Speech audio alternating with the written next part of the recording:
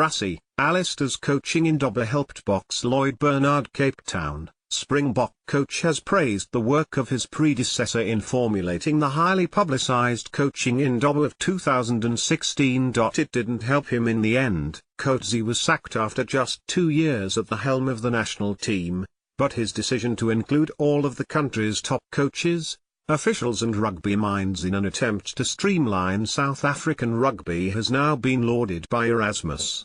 Coetzee was under massive pressure at the end of 2016 following his first year in charge, having won just 4 tests from 12. His response was the Indaba, which ultimately sought to identify and hone a South African blueprint.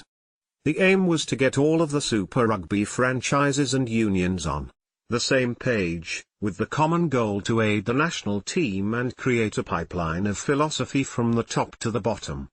It was always going to be difficult to get the franchises, whom face their own battles, on the same page. Looking back, though, Erasmus on Monday praised the work done by Coetzee during his time in charge and said that it helped particularly in developing the skill sets of South African players. To Allister and the guys who last year started that Indaba and got the coaches together and chatted about some core fundamentals they wanted to get right, I have no doubt that we are getting players more equipped to attack better, Erasmus said. The franchises currently are attacking really well. All the franchises. The skill level on attack is really great and we're just fortunate that South African rugby, and Allister in particular, starting that whole Indaba. The Boks have shown more enterprise on attack in their last 2 tests that Coetzee did throughout his entire tenure, and while Erasmus is keen to keep developing that part of the Bok game, he is realistic about the challenges that Cape Town could provide for the 3rd test this weekend.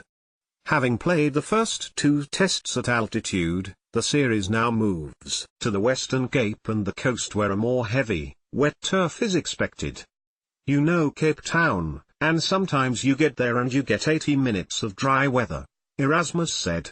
It's difficult to predict, but if it's going to be wet and rainy then I think it's going to be typical test match rugby. We would be stupid to try and play a beautiful, running game. Coetzee, by the end of his 2-year stint in charge of the Boks, had won just 11 matches from 25,